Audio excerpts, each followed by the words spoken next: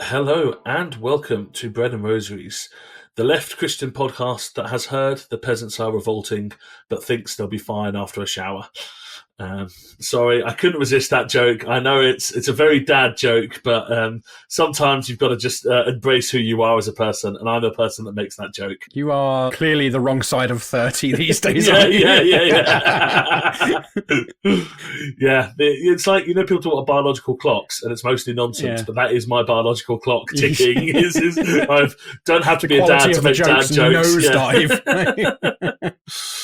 As always, I'm Ben Mollen-Hetherington. I've got Adam Spears with me, who's already said hello, but you can say hello again. Hello again. And we're joined this week by a wonderful guest, Martin Empson. Hi, Martin. How are you doing? I'm doing really, really well. Really pleased to be here. According to your blurb, you're a socialist, environmental activist, and by definition, because you have a blurb, an author. So I was going to get you to tell us a little bit more about who you are and what you do. Well, socialist, environmentalist, activist, and author, I suppose, covers it. I'm a long-standing activist, but I first came into politics, if you like, sort of left progressive politics, back in the 1990s around environmentalism. And that, as well as my sort of interest in socialist politics and radical history, has kind of led me to an interest in people who have and continue to work the land, peasants. And so I write and celebrate, if you like, the peasants and their revolting behaviour at times. Yeah, excellent. And you are the author of the book, amongst others, and I can put it actually to the camera, The Time of the Harvest Has Come. Which has a beautiful cover, by the way. I know you're not meant to judge a book by its cover, but it's such a nice cover. And also available in German as well. Are you able to speak both languages? Or no, my mother's actually from Germany, and I did study German at a Lutheran church school in Birmingham for many years, but my level of German is not adequate to perhaps do this conversation in German, much to my mother's dismay. Yes. But at least when I go to the museums, I could read the captions on the pictures and stuff. So I can confirm that my level of German is also not up to having this conversation in German. That is. I don't speak German really at all, but I learnt a few phrases when I was at These like years ago, because These is like really popular with German kids, right, basically. And I learnt a few phrases of German just to like have a laugh with all the kids there. So it was like my job was sort of taking charge of like the food queues and stuff. So I'd sort of say to them, if you don't do this right, ich würde deine Seele fressen, which means I will eat your soul, which is not like it's not a standard German phrase. Yeah. And so it just sort of got the ball rolling, had some fun, you know. Yeah, that's good. So you learnt German to threaten children. That's yeah. In the course of the last couple of years, I've actually visited quite a few places in Germany associated with the rebellions. And one of the striking things is, because they're all sort of small rural towns, places like Wittenberg, where Martin Luther is no one in them speaks English. Partly because they're small, but also because many of them were in the former East Germany. And so as children, sort of people my age, learnt Russian. So you rock up in these towns, your experiences, I don't know, Hamburg or Berlin, where it's multilingual and actually no one speaks a word of English. And it's a very different experience. Yeah, that's really interesting. My only experience of Germany is I was, many years ago, I was in Dusseldorf and had basically no problem at all speaking English wherever I went, which was, great for me. And they were generally quite happy to speak English to me, or at least they seemed to me, I don't know. But fascinating that a region of Germany where for a generation the second language was Russian isn't something, it makes sense, and I've said it, but not something I'd ever really thought about. So we are going to talk a bit more about the book, about the German Peasants War. We're going to delve into a bit of history. But before we do that, we're going to start, as we always start, with what else is on my mind, Grapes. What else is on my mind, Grapes? And I know what is on Adam's mind, Grapes, because he sent me a screenshot of something and just the word fucking with more U's than I've ever seen in it in my life. I would never use such foul language on a Christian podcast, Ben. Disgusting. Yeah, I did. I was displeased. As I often am these days. Yeah. Your trajectory into dadulthood is just bad jokes, whereas mine is just getting more and more grumpy at politics. You know? I can confirm that's happening too. Like, all right, okay. Yeah. So basically, I saw I don't know if it was a tweet or a Facebook thing. They probably did on both, from the Big Church Festival, which started as Big Church Day Out and now is apparently called Big Church Festival. And they just had this thing. It's a picture of like overlooking the festival ground of the stage and everyone there and flags and stuff. And then like there's a bunch of red arrows flying past, and then Big Church Festival saying a huge hello and thank you to @RAF Red Arrows who flew over Big Church this afternoon. And then a little plane emoji. And anyone who knows me will know how much that kind of stuff pisses me off. I know I just sound like I'm griping all the time, and I don't like air shows because it's all militaristic propaganda and so on. But it is, it is, and it really annoys me when you can be annoying and right at the same time, right? Look, that's why we've got a podcast, right? So, but yeah, no, it does annoy me, but it particularly annoys me in this context as well because, you know, and I've said this a million times before, but Christianity was essentially, and this is not me saying necessarily that it should absolutely be this way now, but Christianity was a pacifist religion for the first 300 or so years of its existence, give or take, by and large. It's not to say there weren't pockets of, you know, people here and there who weren't, because it was diverse even back then. But yeah, it was pretty, like, in most areas, you couldn't be a soldier, you couldn't even be like a Roman official because you had power over life and death, right? That is how strict they were about this stuff. And so now I always get a little bit frustrated when I just see sort of militaristic propaganda like this just out in the open, spouted from churches and parachurch organizations. And look, this is pretty tame, you know, but I think this is quite an interesting element of it because, yeah, it's tame. Yeah, it's just essentially like an acrobatics, like aeroplane acrobatics thing, essentially. But it is serving a wider purpose about getting us to accept that kind of place of Britain as part of the global hegemon, and you know that this military power in service of capital and of the way things are, I suppose, that's a good thing. And it's not, and I'm right and everyone else is wrong. Well, I certainly agree with you. That's good. You've got. Yeah, I think you're right. I think you're annoying at times, but I don't think you're right. Look, how do you think I feel? I have to live with this, right? Every day I have to have this voice in my head.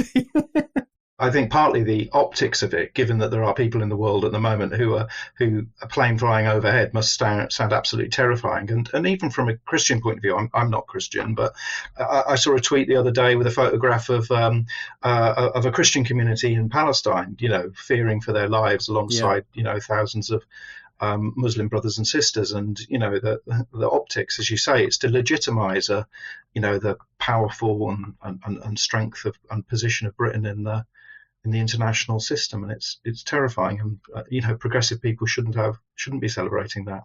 It's so easy to, though, isn't it? Like, it's so easy to kind of get carried away with. I can see why people find this really appealing.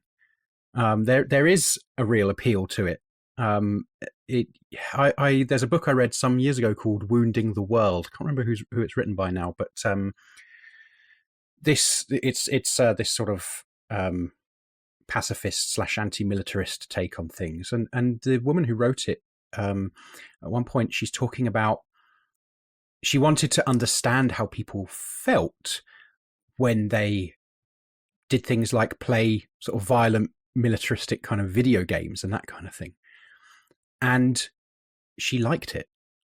You know, she described sort of the enjoyment that she felt kind of powerful, and so there's a seduction to that stuff, and I think that's kind of part of why it's so dangerous as well. I think what I found funny about the image is that, like, a little while ago, we did a whole episode trying to tease out the way the church and a kind of nationalist propaganda are interrelated, and all these kind of subtle, insidious ways. And then you've got a major event in the kind of conservative churches, evangelical churches calendar, just actively celebrating what is quite openly the propaganda wing of the RAF, right? Like, the RAF would make no bones about the fact that Red Arrows exists to do public relations, right? that is all of that, and they're remarkably effective at it. But to be like, oh yeah, that kind of summarizes what we spent like an hour trying to tease out the gentle links, and here they are being like, look at the cool military Yeah, no, and do you know what's interesting? You use the word public relations there, and it's fascinating how it's effectively the same things, but said with different words, sound and feel so different. Propaganda and public relations are more or less the same thing, but one of them sounds really nefarious and evil, and one of them just sounds like good business sense, Yeah, absolutely.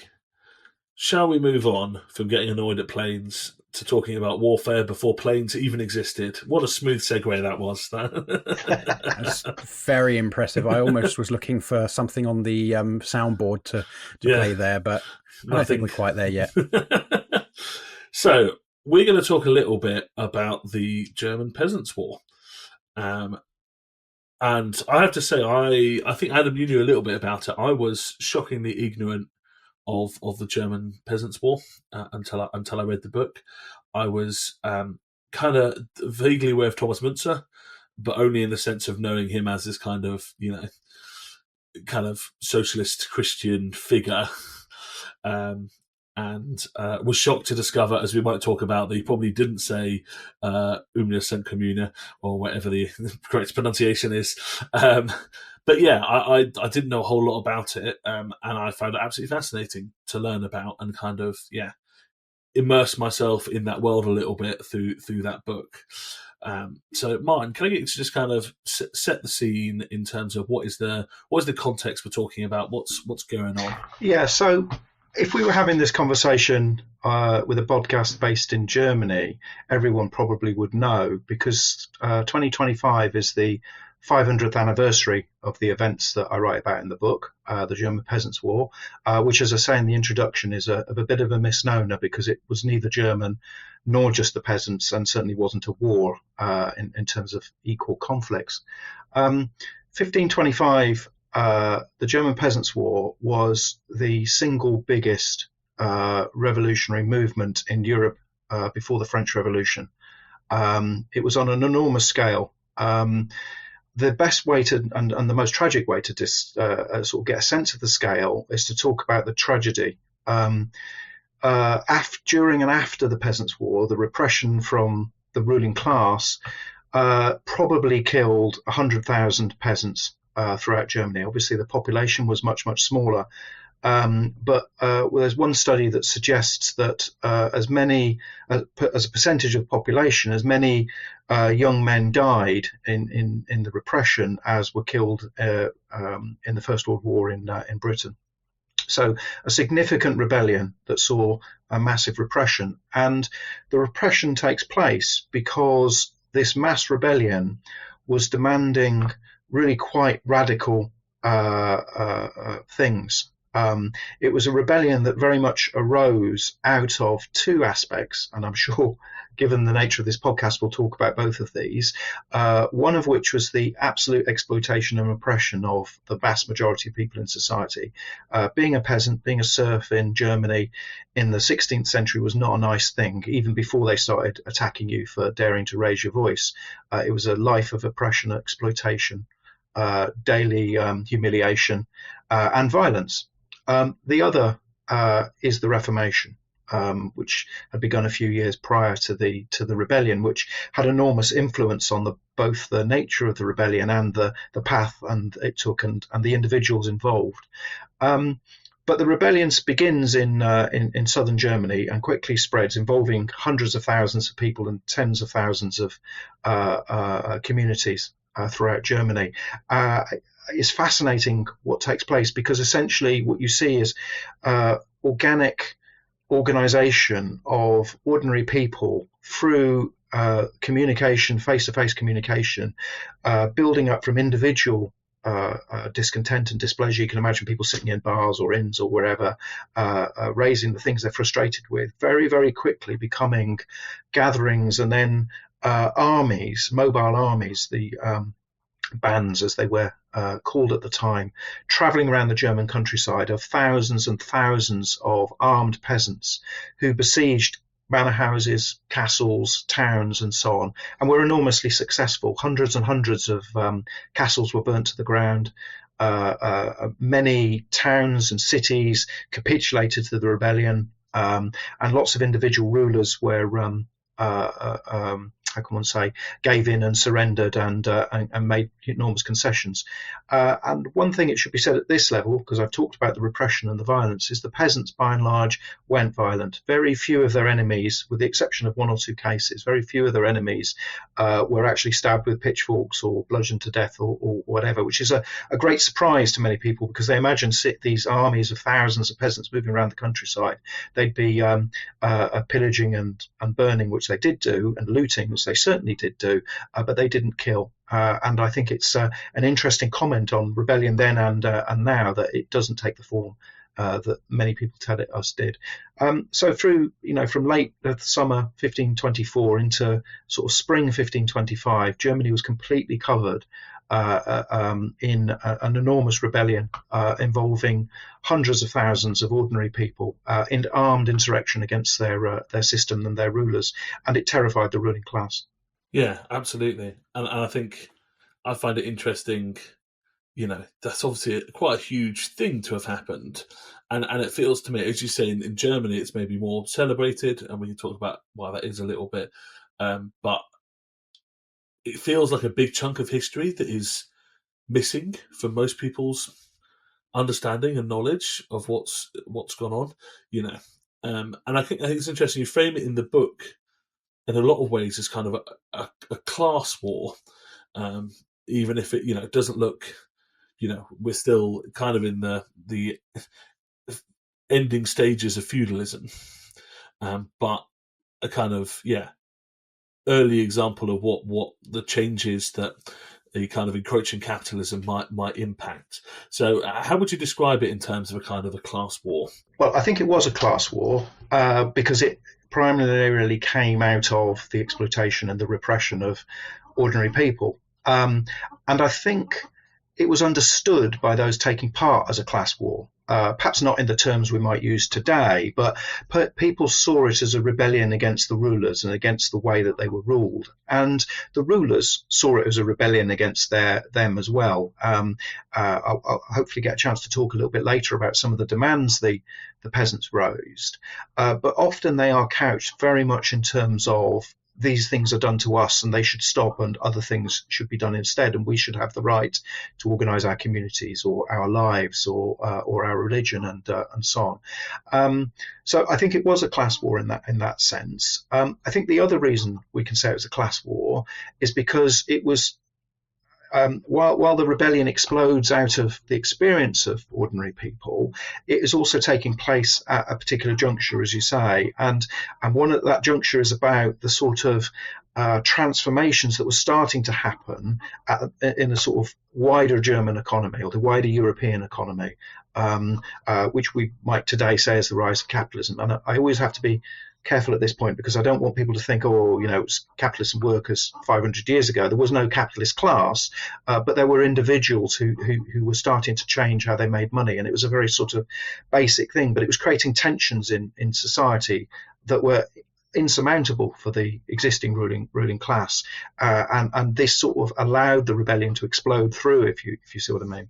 One of the fascinating things you talked about in the book, I thought, was talking about the way that there was this transition from use value to exchange value, so that actually most of the peasants at the time were very much not in that capitalist mode of production, right? They were tied to that feudal lord, and what they produced was for the consumption of that lord, and then whatever was left over for the consumption of the peasants.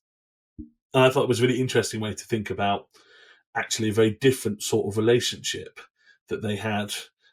There's almost a a closed system element to how this functions. And I guess the reason I was struck by that is I found it almost hard to get myself to conceptualize what that experience is like, because in some ways we kind of see these peasants and they're demanding their rights, demanding freedoms that they want, and you kind of recognize a kind of continuity there as a socialist. But then by the same token, actually the context in which they're demanding that is so completely different. There is no, as you said, there's no capitalist class. They have a quite direct relationship with their exploiter, which I guess in some ways makes it easier to demand, because you can point to the person and go, this is the person who is oppressing me. Yeah, well, firstly, I do feel I should clarify that those insights aren't mine. They originate with someone called Karl Marx, and I've heard of him. Yes, I should have. But I think you're right, and it's one of the reasons I find the struggles of rural communities and peasants in particular very interesting, because, as you say, there's a direct relation. You can literally point to the person who is taking your surplus value, if you like. And if you read some of the demands of the peasants, some of the so-called articles they produce, there's a great one from a place called Stühlingen, where the rebellion began, where they list how frustrating it is to be a peasant, because they say, we grow the crops and then we have to take some of them to the castle. We milk the cows or collect the eggs, and then we have to take some of them to the castle, or we kill an animal and we have to give some of it to the to the castle. And so that direct exploitation is really, really obvious. But of course, as you say, people are really producing food for the direct consumption of everyone involved, and maybe the peasants didn't get quite as much as, say, the lord in the castle, but they're not producing for a market. Though that's beginning to change, and one of the driving forces of, I would argue, both the rebellion and the wider Reformation is that the setup of society didn't fit that changing world. When you see the rebellion spread to the towns, what you see is often merchants really angry that the setup of the institutions or the markets or the local economy doesn't allow them to buy and trade, or there's too many taxes, too many tithes, and it restricts their ability to make money. And the peasants want to start moving more. They want to be able to travel because they want to go and sell eggs at the local town rather than giving them, just producing them for the Lord. And that helps fuel the discontent, because it's not possible to get over this without shattering those social relations. I also think it is interesting because for those who are trying to understand the rebellion who perhaps aren't from a sort of socialist or a Marxist background, actually it's quite difficult to see some of that stuff. So if you go to some of the places where I've been in Germany recently, actually often the rebellion is just talked about in sort of abstract concepts of the need for freedom or democracy or equality, and all of those elements were part of the rebellion. But you can't understand the rebellion just through those things. You have to understand it as both as a rebellion of people whose lives were highly exploited, but under great tension and great change. Obviously, we know they had to go up and pay to their sort of feudal lord part of what they had produced. But what was society like in your average village? Do we, did they have, I don't know, pubs? Did they? What did they do for fun? How much time did they have for fun? And I don't know. Like, for me, that's the stuff that brings this stuff alive, and then you sort of get to understand, well, why were they so pissed off, and how did they? I think you mentioned earlier, they were sort of maybe talking in with each other in their taverns and stuff. It's a good question. I mean, certainly they did have pubs. The tradition of German beer goes back a very long way. And we know that pubs and indeed sort of wider social events and, for instance, festivals were an important place for the for ordinary people, because they were places where people encountered other people. Villages came together for particular holidays or particular festivals, particular market days, and so on. And there'd be singing, there'd be dancing, there'd be a lot of drinking, there'd be a lot of games, and so on. And that was partly how the rebellion was able to spread. Interestingly, this isn't just the case of Germany. If you read about Kett's rebellion in Kent, for instance, in 1549, a similar period of time, that begins with in fairs where people came together to debate what was going on. But in terms of the day-to-day experience, look, people, I think, tend to make the best that they can of the world that they live in. So, people sang songs and composed poetry and fell in love and did all the things that people did, but they were doing it in an incredibly constricted and hierarchical society. And they were doing it in a society where everything you did was beset with rules and regulations that perhaps seem completely alien to us today, but had to be navigated on a day-to-day basis. It was entirely possible for two people living in the same house who were peasants or serfs to have different lords, even though they were in the same house, because the sort of fragmentation of land and ownership was so great that people, through their, who their father was or their parents were, would be obligated to a different lord. And how you navigated the things we do as humans, having children or getting married or going to work or eating food and so on, was constantly in reference to that hierarchical structure.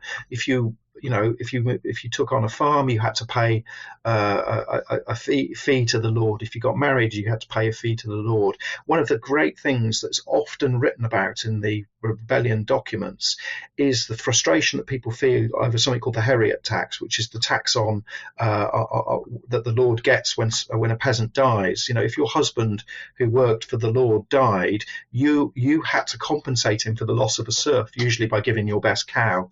Or a sum of money. And so there was a day-to-day petty level of oppression which seeped into every day of our lives. You can contrast that with oppression or exploitation under capitalism, where as you said earlier, we don't really see it, do you? Because you don't see the person on a day-to-day basis who's taking your surplus value, so you can kind of lie to yourself that it's not happening. It was there in your face every single time, and that's before we talk about the religious aspect and the role of the church locally, nationally, and so on in terms of oppression. One of the things, though, is that, as with all rebellions, there's a phrase, perhaps Lenin, who said that revolution is the festival of the oppressed. When the peasants go into rebellion, they do so singing and dancing. The stories of the descriptions of the rebellions and the armies as they march through the countryside are ones where people are playing musical instruments and singing. People are making banners. This is a celebration. People think they're going to win and change the world, and they are happy. Of course, that comes to an abrupt end, but you get a sense that these were people who wanted to live a better life and wanted to be free to live that life and not constrained. One of the things that really occurs to me about that, because obviously I've started this sort of trying to work out how we can identify with some of these people on some level even today. And actually, I've been struggling for a couple of years really with kind of the bureaucracy of living in the society that we do, and the waiting lists and bits of paper to fill out and all of these things to boxes to tick and hoops to jump through before you can get anywhere with anything. And sometimes I will think, I know it wasn't easy back in, under feudalism, but, at least it would be less complicated. But actually, what you're saying there sort of sounds to me like, if anything, it might be more complicated, which might be a helpful way it's certainly a helpful way for me to try and sort of get some level of empathy with these people, I mean, bureaucracy is bureaucracy, isn't it? And I think what was happening is that society was developing new layers of bureaucracy because new ways of making money, ownership of mines or changing land ownership or trade between cities and towns and so on required new layers of it, and that was requiring new people who could read and write and make calculations and so on. How that impacted, I don't know. I suspect the most people experienced it was that actually people came and asked them for money or equivalent. You take your eggs to town and there's somebody at the town gate saying you've got to pay a sum of money to enter. You go to to get married, and the priest says to you, well, you can't get married until you paid this amount of money. And so I suspect most people experience that bureaucracy as a form of exploitation or oppression or poverty, to be honest. I also think the other thing, and again we'll come on to the church perhaps, but I think the other thing is that the regulations were always linked back to the way the church understood or explained the world. So, it was always justified in terms of, well, the Bible says this, or the church says that, or the Pope says that. And so people would have felt that they weren't even free to, do their beliefs, to pray or to worship, because they were being held back, and it was linked to what was going on to them every day. Yeah, and we are absolutely going to get on to talking about the church and that is, yeah. I hope so. Because often I talk to, do talks to socialists or trade union groups and so on, and everybody wants to talk about economics and stuff, and it's great, but the religion's really interesting too. And I say that as someone who wasn't religious. Yeah, you've come to the right place to talk about that stuff, definitely. I just wondered if we could quickly kind of close off that loop, because in the second half, I want to get into the kind of, with all of the church and some of the kind of theology that the peasants are espousing.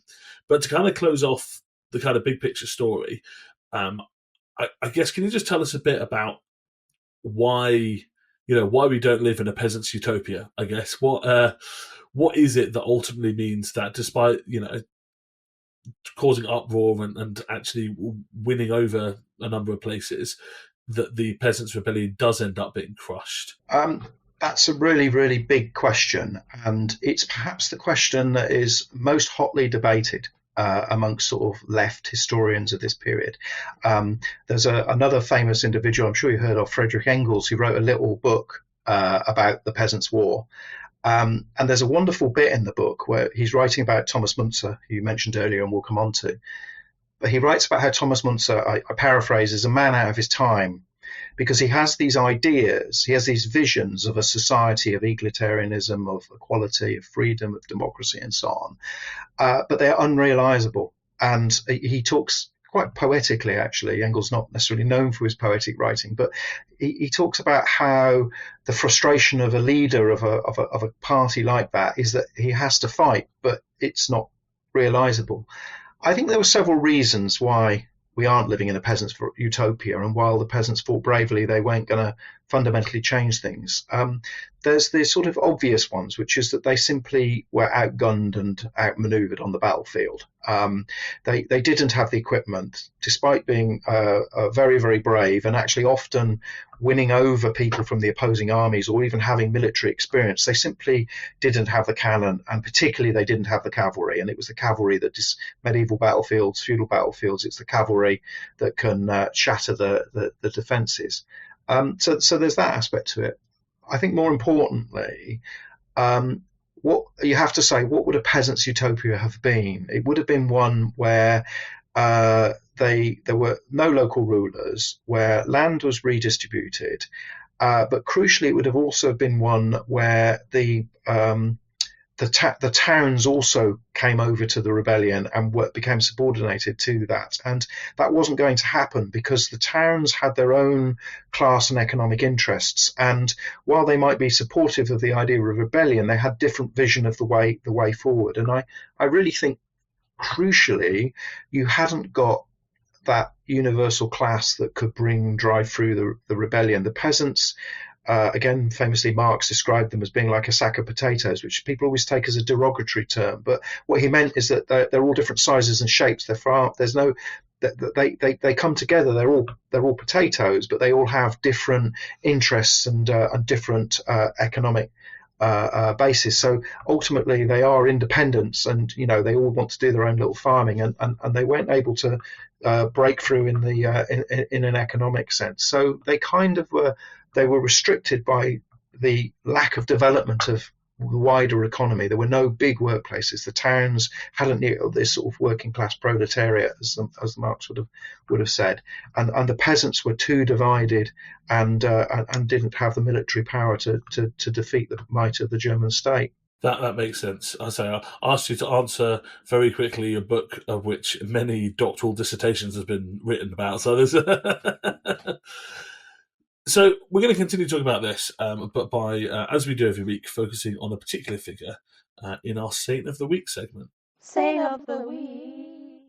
The obvious choice would have been Thomas Müntzer, but I don't want to do the obvious choice because I've heard a bit about Thomas Müntzer before, and I had not heard of, and you might need to correct my pronunciation, but Michael Gaismair, is that right? That's about as good as I'm going to get as well. So. So a figure that I hadn't come across at all and doesn't seem to have a lot of a whole load of information about him out there. But someone wrote this description, which you kind of adapt for your title of your chapter, which describes his ideas as Michael Gaismair's unchristian, horrible order and unjustified, terrifying and inhuman intention against the royal domain of Tyrol.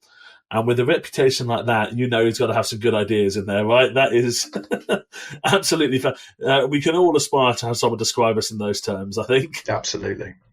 So we don't know loads about Gaismair. He was born in the 1840s. Hi, folks. Editor Adam here.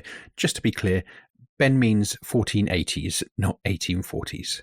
He ends up being one of the main leaders of the rebellion in Tyrol in 1525, you said. But he has this kind of exceptionally radical vision of the new society that this rebellion is trying to create. And Martin, do you want to give us a bit of a sense of what that vision was, and maybe particularly what a kind of religious aspect there was to that for him as well? Yeah, so Michael Gaismair was a fascinating figure who led the rebellion in the Kingdom of Tyrol in Austria.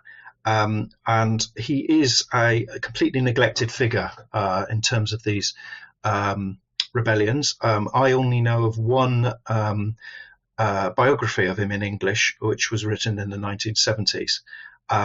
Frederick Engels gives him a single sentence in his own book on the Peasants' War.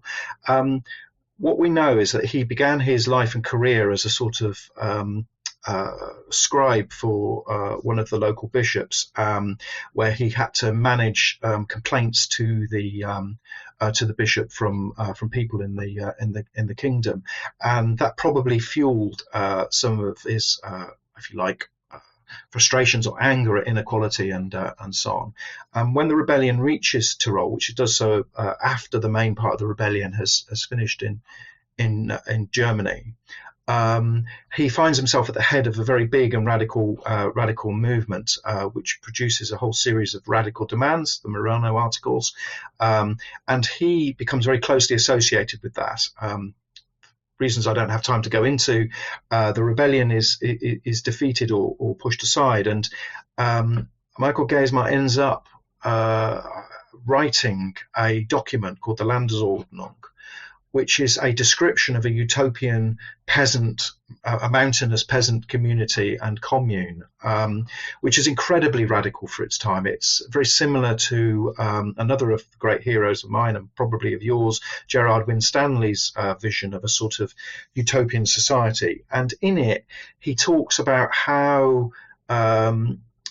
people could live and share the resources of the world amongst themselves equally, a theme from the whole of the German Peasants' War, but he writes about it specifically for these communities. He talks about how there could be democratic control of the mines and the agricultural industries, how they could start growing crops that would benefit everyone and not just the sort of rich and the powerful. And crucially, he also explores how this would work in terms of local democracy. It's an incredibly democratic demands. He talks about electing everybody in all the authorities and all the sort of religious figures.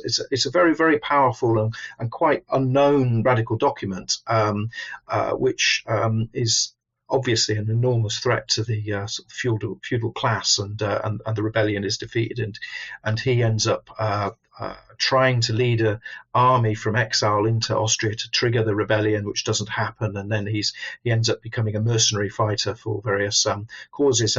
But they attempt to assassinate him, I think 35 times or something, some ridiculous number. He leads this sort of charmed life before he's eventually killed. The one thing that is slightly different in the Tyrol is there's a much lower level of religion involved in it. There are some aspects to it. They call for the election of priests and so on, but the Reformation hasn't yet fully arrived in Austria because of the mountainous region and its isolation. So there's a lot less religious aspects to it, which means, funnily enough, that the sort of vision he has is actually more sort of socialist than happened over the mountains in Germany. An incredible figure, and I wish we knew more about him. Yeah, and I think you mentioned in the book, he goes off and is a mercenary and seems relatively recognises that he's not going to be able to spark another rebellion, right? Doesn't seem there's no indication whatsoever that he has any intention of going back and trying to cause trouble, and yet they are still completely committed to trying to murder this guy because of how threatening just his vision and what he represents was to the ruling class. Absolutely, yeah. Just an incredibly interesting. As I say, there is, I was fascinated by that chapter and thought, wow, I wish we knew more about this guy. But yeah, I thought well worth highlighting someone who, has not necessarily been highlighted as much as other figures. Saint of the week. So, as promised, let's talk a little bit about religion, and let's start by talking about the negative stuff, shall we? As is our want on this podcast. You kind of mentioned this in passing, but as well as anger at the feudal lords, there was also a lot of anger at the church. That has some relationship to the Reformation, but maybe isn't kind of directly part of it. So can you tell us a bit about actually in what ways the church was an oppressive structure in this time period?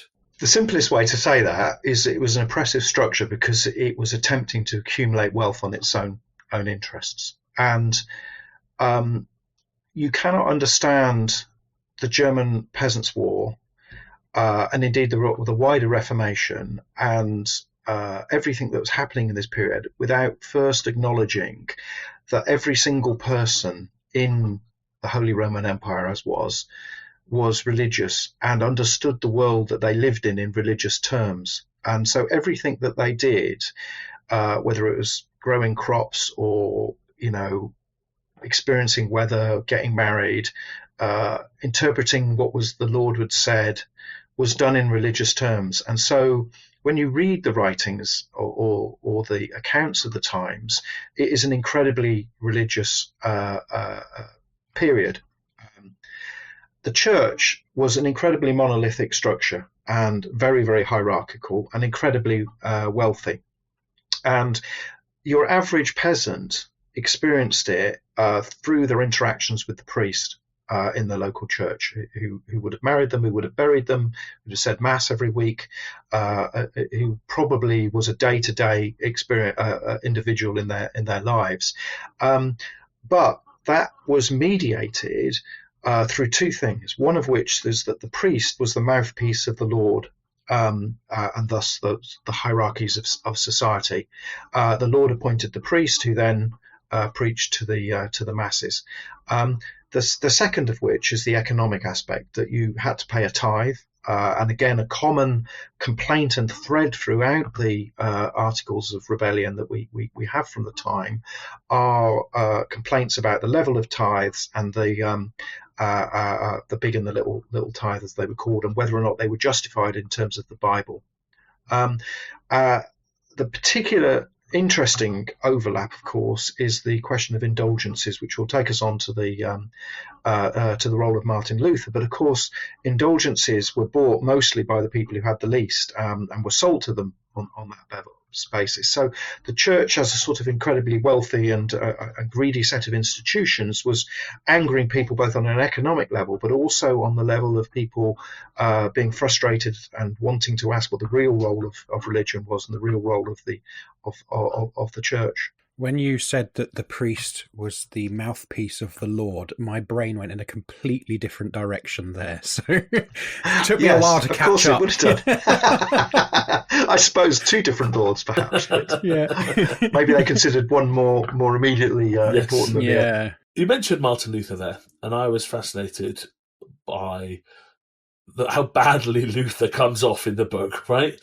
And again, I studied theology and I did courses on the Reformation, but in a shall we say a more conservative context, and we didn't touch the any of this stuff at all. And I do wonder if partly that's because you get to see Luther as this bloodthirsty, horrible traitor to these people, right? It is, yeah. I did say yesterday to you, didn't I, Ben, that Martin Luther's response to the Peasants' Uprising War, whatever you want to call it, remains the only time when I was at university at all where a lecturer told me off for swearing in class because people were asking, what do you think of Martin Luther's response? And I was, 500 years later, really angry about Martin Luther's response to this. And I think I called him something like a fucking arsehole or something. and the lecturer said, words to the effect of, well, I don't think we need that kind of language in the classroom. But I am inclined to agree. And she was the only one in the classroom who agreed with me. So, Yeah. I think it's absolutely right. He wrote 2 pamphlets criticising the rebellion, one of which is called something like, off the top of my head, Against the Murdering Hordes of Peasants, which contains the line, slay, smite, and murder. It is an incredibly shocking document to read because it is an incitement to absolute violence. And not just that, it's a religious or an attempt at a religious justification for that violence in the context of of Scripture. And people are often quite surprised. My mother was brought up a Lutheran and sort of retains a sort of, how can one say, a rosy view of Martin Luther as a sort of person who stood up for individual freedom and against the power of the corrupt church. And reading that stuff really shocked her, and I think does shock people because it isn't talked about a lot. But I think to understand it, you have to understand Martin Luther on a much bigger scale. Martin Luther obviously began the Reformation 1517, which is just a few years before the rebellion. And what I think he unleashed was what one historian of the period has called the communal Reformation, a Reformation based on communities trying to change things. You might call it Reformation from below or the Radical Reformation. And that was very useful to Luther in the initial stages of what was taking place because it meant that ordinary people were spreading his ideas and pushing for change, demanding that that they were allowed to take the wine and the bread at Mass, or that the icons were destroyed in churches and so on. With the rebellion, though, with the Peasants' War, with the peasants rising, Luther was immediately charged with being the leader. And I think most of the peasants probably believed he did want it and that they were doing what he wanted to happen. Certainly they would have known about him and they certainly would have discussed his ideas and read them. What Luther is... what characterized Luther's thought, though, I think, is both a criticism of the church, but an absolute adherence to authority. And what is happening with the rebellion, quite quickly, he initially writes a document that sort of discusses some of the demands of the peasants. And he celebrates them and agrees with them and sort of blames the lords for, the poverty and the excesses and the exploitation and so on. But once they start to challenge authority, they are challenging the structures that both support Luther and support society in Luther's ideas, and that's too much. And so he flips into this sort of advocate of violence against the peasantry, to the enormous shock of the peasants themselves and their thinkers. I wonder which is worse, against the murderous, thieving hordes of peasants, or his other infamous work on the Jews and their lies. Either way, I don't think he comes out very well. No. No, he doesn't. And indeed, if you've ever been to Wittenberg, the church where Luther married still has an incredibly anti-Semitic sculpture on the side of it, which is the has been the centerpiece of a series of very intense arguments and rows, both locally and sort of nationally. And currently it has a plaque on it about the Holocaust and what happened and what anti-Semitism meant. But there's always been a debate about whether or not it should be taken down. I think there's a reference in the book to it. If you want to find that, I won't describe the offensive nature of it now. Something that I found really fascinating was something, I'm afraid, that wasn't written by you, so sorry, but you brought it to my attention at least, but was the appendix where you, it's the 12 articles that one of the groups of peasants had written. And it was really fascinating. You kind of reference it through the book, and it's at the end there. And reading it, I think I was struck by the extent to which I was like, this is a theological statement. That is, in terms of what genre we recognise it as today, this is, a statement of a theological position. Now, obviously, I would love it if any group of Christians were producing theological statements as radical as this one, right? But sadly, no. But yeah, I thought it was absolutely fascinating. And, it's not just... I think it's two aspects. One is that it is written very much with the assumption that this is a Christian thing. We are Christians, and if you disagree with us, you have to disprove it using the Bible. Yes. But then there's also actually the demands. We draw often now quite a very clear line between religion and politics and economics, but actually the demands are explicitly religious and political in their nature in a way that doesn't really divide between those two things. As it is political that the church takes tithes, just as it is political that just as it is religious that the feudal lord takes stuff that doesn't belong to him. Right? It's a fascinating piece of historical document. Yeah, I mean the 12 articles. I'm really glad they're in the book actually, but they are fascinating on a whole number of levels. One of which is that they were actually created out of a process of democracy, which almost is inconceivable to us today. Think about the world we've discussed, a feudal society where people very often didn't travel very far from their own homes, suddenly having bands of thousands of radicals moving around the countryside, and each of those bands and almost every village produces its own list of demands, its own list of protests or articles.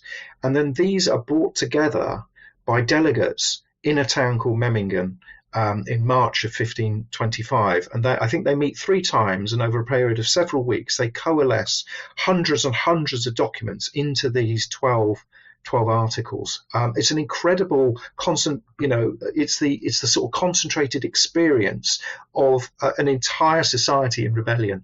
And it amazes me. And you can still go today if you want to Memmingen and stand in the hall where those delegates met and wrote that. And I think that's a wonderful connection to the past. But as you say, it is a religious document in the sense, as I explained earlier, that because all of society understood everything that was happening in terms of religion, religion runs through everything that they do. And sometimes you get people sort of crude sort of socialists who dismiss it, they're only raising religious demands, but everything from the right to the desire to elect priests, to choose your own priest. Why? Because if you were going to pay someone to preach, you wanted to make sure that you controlled him and said it, and so they want the word of God to come through them from an expert, not mediated through the structures of the hierarchy of society. And again, I think that's a fascinating thing. But as you said, I think the most amazing thing is that the 12 articles are actually only 11 demands. And this final article that says, look, if anyone can prove that this goes against Scripture, we'll give in, we'll surrender, we'll agree. Because if it's not in the Bible or if it's not in Scripture, how can it possibly be true? And they can write that from authority because for the first time in European history, people are beginning to understand the Bible in their own language, and they've got access to the very to the Bible in Germany, which means that they can actually dispute and debate and argue argue things, but they know they're on comfortable ground. They know that there's nowhere in the Bible that says feudalism is the only way to live. They know that there's nowhere in the Bible that says you have to give everything, 20% of your eggs to the Lord in his castle. And crucially, the other thing I like about it is there's a sort of little caveat as well, which says that, by the way, if anything else is in Scripture that we haven't written down yet, because it's in Scripture, we'd like to add it in later. So, if we come up with, and it's a sort of little, it's a brilliant little insight into the movement in sort of through confidence and growth. I was super interested in that demand for the ability to elect your own priest. Sounds great, doesn't it? Yeah. But in many ways, it's deeply antithetical to that the way the Catholic Church was organised at that time. And obviously, it's an anachronism to talk about the Catholic Church. It was just the Church at this point. But, actually, the power was concentrated in the Pope and the bishops. And vast amounts of economic and political power were also concentrated there. And the priest was an expression of that power and the power of the local feudal lord. So it is an extraordinarily radical demand. But also, I was really interested in the demand that comes up a few times that they're happy to pay tithes. They Yes. don't object to paying tithes. They want to know that the tithe goes to the priest, and Yes. anything above and beyond that goes to Helping the alleviating community. poverty. And I found that absolutely fascinating. It wasn't just obviously it would be a huge change to be able to elect your own priest, but almost the more radical thing was saying, and we deserve direct economic control of where our money goes. And I have to say, I think there's that would do a healthy dose of that would do a lot of good in a lot of churches where the money does disappear into the ether and you don't actually know where and it's designed to obfuscate that. Well, I think about the Church of England where the priest is paid centrally, and the relationship between the money that they send to the Church of England centrally and the priest's pay is not a direct one-to-one relationship, right? And there's a lot of power and control being kind of hidden in that process. And actually, there's something still very radical about, the idea you elect your own priest and actually you control where that money goes and what it's spent on. Absolutely. And I think also the other context for this is, of course, the indulgences that Luther railed against, because what those were seen and understood as is a sort of extraction of value to the central church. Luther's particularly talking, isn't he, about the construction of the St. Peter's Basilica and the church in Rome. I also think it's interesting, though, it should also be said that Martin Luther, certainly at the start of the Reformation, was in favour of electing his own, electing priests as well, and communities doing it, and it was kind of taken by the peasants and run with it. I think the other thing that happens, though, is that once you start to talk about choosing a priest, well, then who else can you choose in society? Can you choose the local lord? Can you choose the person who's in charge of the markets? Can you choose, et cetera, the person who collects the taxes? So once you crack open, and this is the problem for Luther, isn't it? Because once you crack open society in a little bit, other people come along and say, well, if you've said this, then that. And I think some of the radicalism of the rebellion is due to extrapolation. I also wanted to add in something, just because it's in the book and I reread it as well, is that Karl Marx has a brilliant quote about this when he just talks about the Reformation, because he talks about how Luther shattered faith in authority because he restored the authority of faith, and he shattered the authority of the priests because he made everyone a priest. I paraphrase that slightly, but that sense that actually once you start saying faith is more important than the structures, or ordinary people, or you can elect your own priest, then actually you're shattering apart the system. And that's why I think the Reformation is intrinsically tied to the rebellion that's taking place. So I've often heard it suggested that Martin Luther's choices in this, that perhaps some amount of it was, I mean, you spoke about him kind of still adhering to hierarchy in some way, but I've also heard it told as just a tale of cowardice, essentially. And do you think there's some of that in there, or is that just a bit of a red herring? I don't know. You see, I actually, and it's probably surprise anyone who knows me as a sort of Marxist and a socialist activist and so on, I actually have a lot of time for Luther. I think Luther is an incredibly brave figure. If you think about the diet of worms and, his, here I stand, I can do no other, but also partly because the way he organizes, the sense of using documents and the printing press and having networks of correspondence around the thing he is trying to change the world. I think, though, to quote Marx again, being determines consciousness, and Luther was trapped by the logic of his position. He was funded by the local duke. He was an academic. He had quite a comfortable life. He had a choice. If he went with the rebels, he was going to throw away all of that. And I don't think he was that committed ideologically to the sort of radical changes that they were talking about. So cowardice, I think, was he a coward in the sense that he wasn't prepared to be brave? Well, he was brave, and he did demonstrate that in his life on a number of occasions, and he certainly came close to being executed or assassinated. His cowardice, I think, comes because he's unwilling to go as far as many other people in society. And to give you a nice segue into something else, it's exactly the opposite to Thomas Müntzer. Müntzer doesn't care. What a brilliant segue to talk about. I should take over. Thomas Müntzer. Yeah. Crack on. We'll go get a cup of tea. Do you want to be a co-host? I think there's a position going. Yeah. I'm getting fired. I knew I should have unionised. Yeah, let's talk a bit about Thomas Müntzer. I think if people are aware of any figure from the German Peasants' War, it may well be Thomas Müntzer. And he is someone that we could and probably will do an entire episode on at some point. But tell us, who is Thomas Müntzer and why is he someone that people like us still get excited about after all this time? Well, Thomas Müntzer is probably the preeminent radical of the German Peasant War. We know a lot about him. If we were living in Germany and we were of a certain age, we'd probably have stuck a stamp to an envelope that had his image on or used a banknote. And that, I think, is partly the reason he's so well known. He was very much celebrated, as we talked about, in Engels's work, and that made him a figure of celebration, somewhat contradictorily, in East Germany after the Second World War. Thomas Müntzer, however, should be understood, I think, as an individual who came to revolutionary conclusions because of how he understood the world and how he understood religion. And what Müntzer did was to perhaps take Luther's ideas and stretch them as far as they could conceivably go in the society that he lived in at the time. And he begins as a disciple of Luther. He spends several years, I think, in Wittenberg.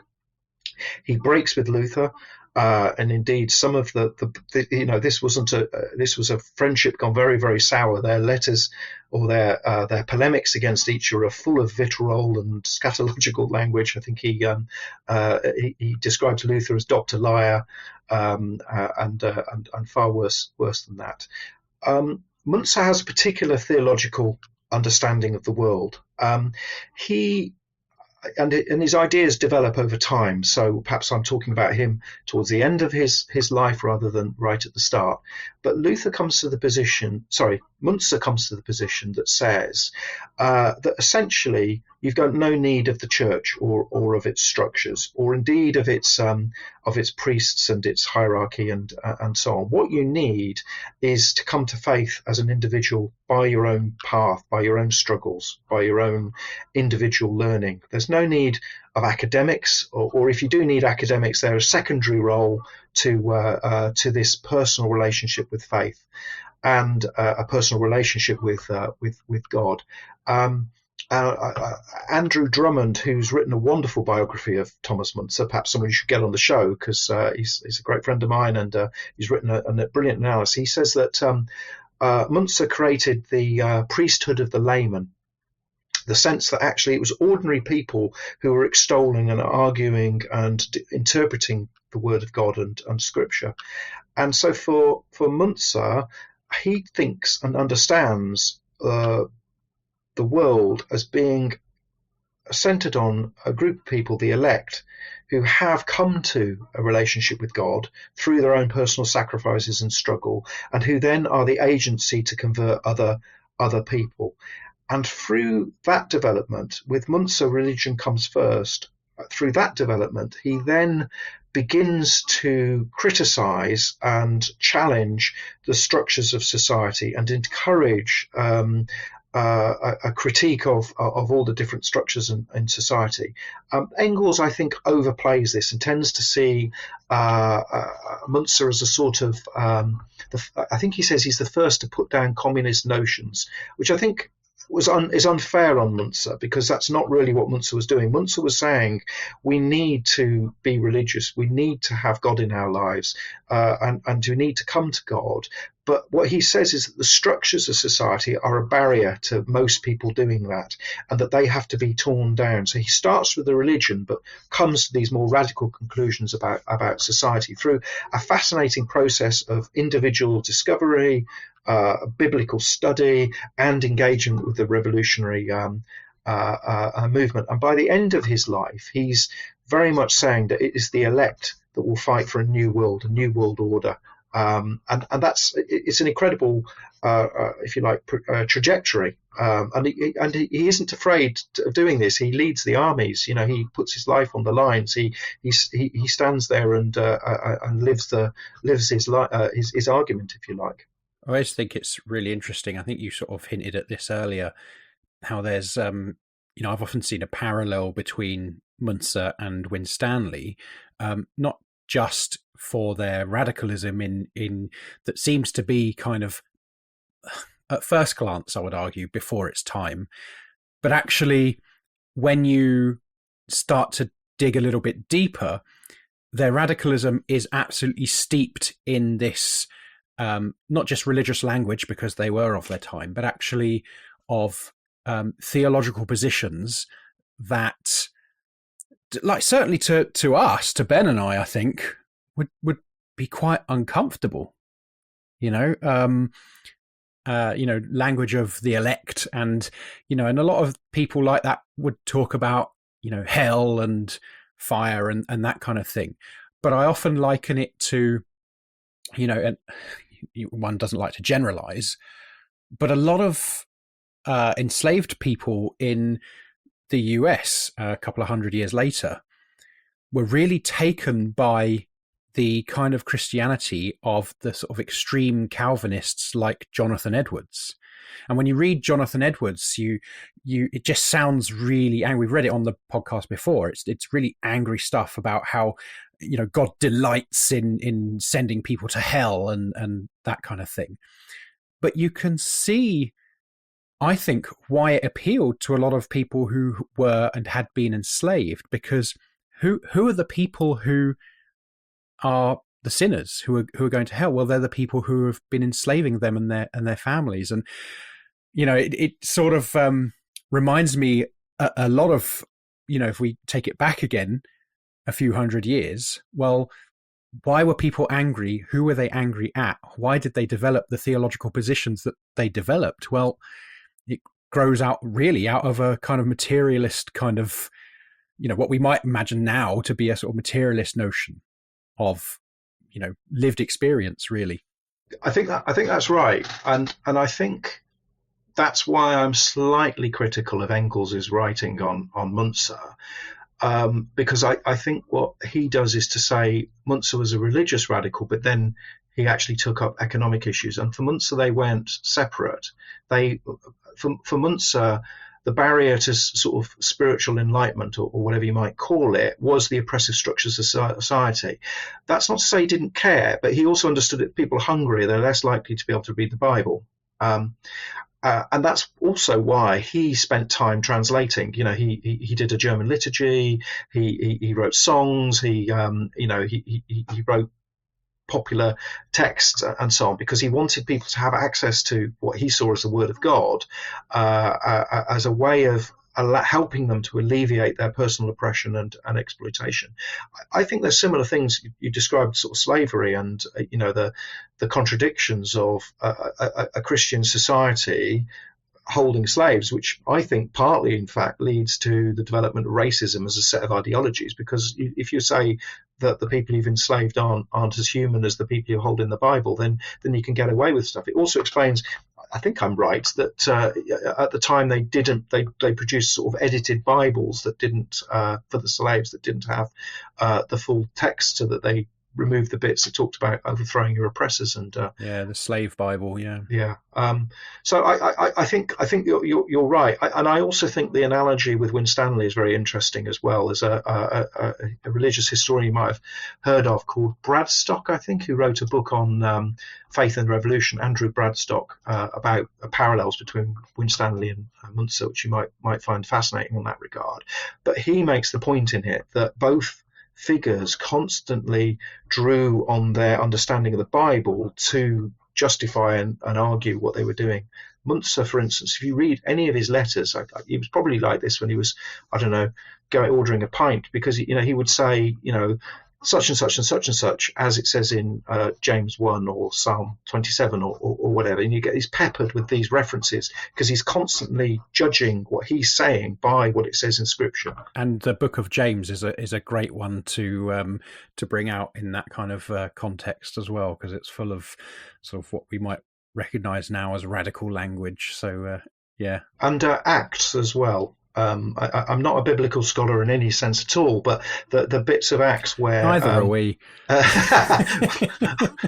Well, I'll take that. But the bits of Acts where it talks about the early Christian church and the communal ownership of property and so on were incredibly influential to a layer of people in the in the rebellion and in the Reformation, and later the Anabaptists and so on, which probably is a different podcast. I think something that jumped out to me in terms of historical parallels, both with Munzer and also some of that 12 article stuff, is that I was thinking about, and I don't know if you've come across this, Martin, but the book The Gospel in Salentan Army, which is written by a priest, Roman Catholic priest, but he essentially is in a community with a bunch of peasants in Nicaragua prior to the Sandinista Revolution, and the priest does take part in the Sandinista Revolution. And essentially this book is basically just a record of the Bible studies they do every week, but it is literal peasants. That is still their relationship with the land, and their theological interpretation is obviously guided by him, but kind of their own conclusions. They read the Bible and they talk about, and it is amazing to see these people just kind of the way they engage with Scripture and apply it to the world that they find themselves in, a world of oppression and violence and repression. I kept kind of thinking about that, and it's not a direct parallel by any stretch of the imagination, but it is, quite I see something similar at work there, which is people in a kind of extreme and difficult situation of severe repression, actually taking their faith, but finding the way that their faith interacts with the world around them, some very radical conclusions about what needs to be done. Absolutely. The way that people use religion, not just Christianity, but their religion, and how they interpret it from a sort of, if you like, bottom up is a thing that fascinates me. And I say that as someone who's not religious, because I think people use the tools that they have to understand and explain the world. And that famous quote by Marx, which is always distorted to say it's the opium of the people, which is completely unfair, because it's also the hope in a hopeless world, isn't it? If you're living in a world of oppression, then you look for hope either in terms of the possible afterlife or in terms of how your Scripture might help you understand what's happening to you and enable you to change it. And if they did one thing in the German Peasants War, is that they used religion and the Bible and the Scripture to try and change the world. And it's absolutely fascinating the way that they constantly reinvent things, if you like, or find new ways. And I struck writing and reading for the book how constantly you find what you think are very modern concepts coming up because people have interpreted the Bible in a particular way and so on. And of course, this is also true for the ruling class. I mean, the phrase that Munzer is supposed to have said when he was being executed, everything in common, he probably didn't say that because it wasn't kind of the sort of thing he talked about. But it was very important that the ruling class thought he said it and portrayed him as saying it because they wanted to discredit the whole movement as not really being about religion, but of being about equality and communism and so on.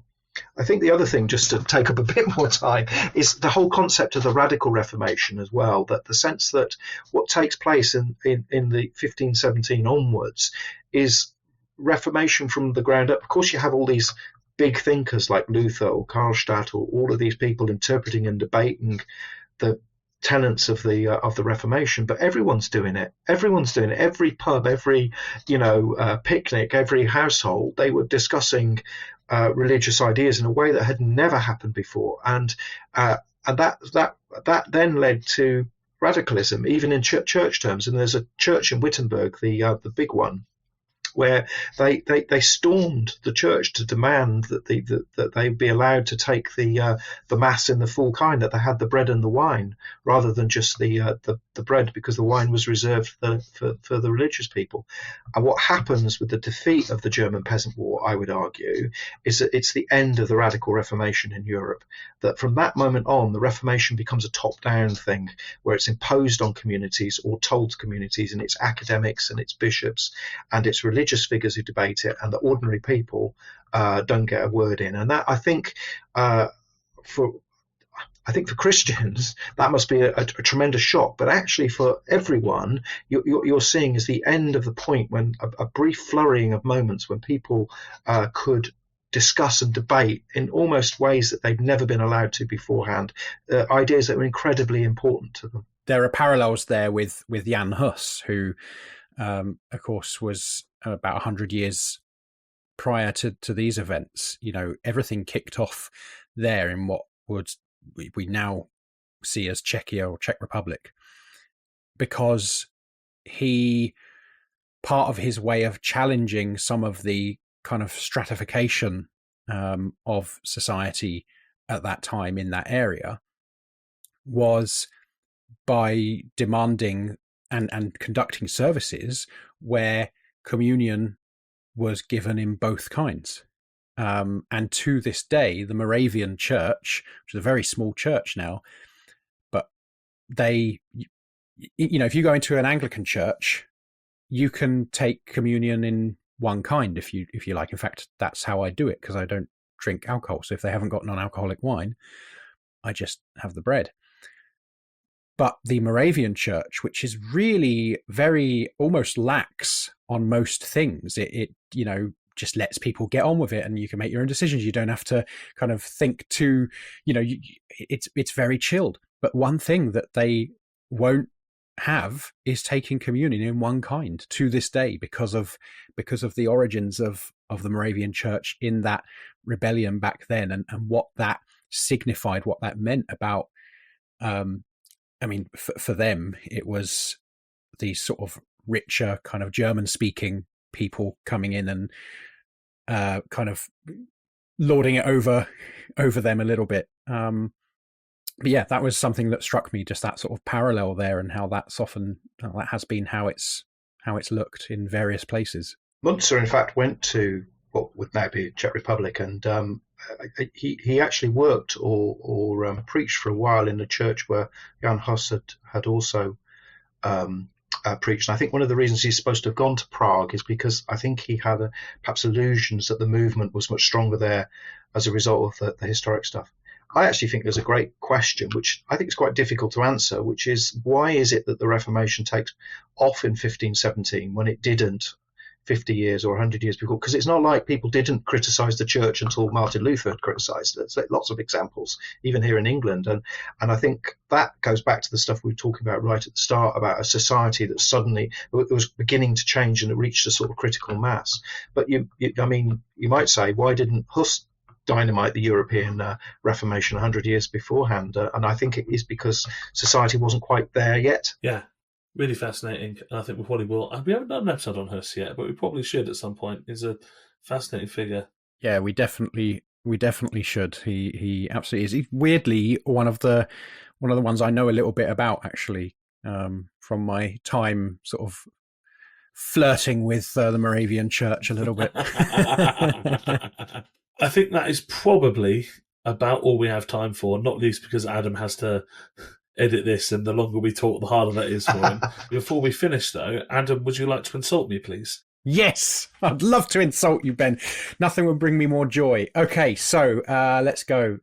I think that if you were alone in the field, an angry cat would be enough to scare you away. Would you like another one? Yeah, go on. This is great. You are, in all you do, the very opposite of Christ, as befits a true Antichrist. Wow, that is. But I feel like that's ratcheted up quite a lot from where we started. there's a real kind of disparity between some of these. This is the Lutheran insult generator, which is at ergofabulous.org/Luther, and it is wonderful. The man had a way with words. Whatever criticism you had with him, you can't deny that he had a way with words. I think that's probably all we have time for. Martin, thank you so much for joining us. Absolute It's been a real pleasure to have you with us. If people want to kind of keep up with you, obviously they should go and buy the book. And in fact, that reminds me, if you would like to win a copy of the book, Martin has very generously agreed to send one of our lovely listeners a copy of the book. If you would like to win a copy of the book, and you should like to because it's fantastic, then email us with a story of some activism that you have done recently. We're going to leave it as wide as possible. We want to hear stories of what you're all up to out there, what cool stuff you're getting up to, and we will pick one of those at random to send a copy of the book to.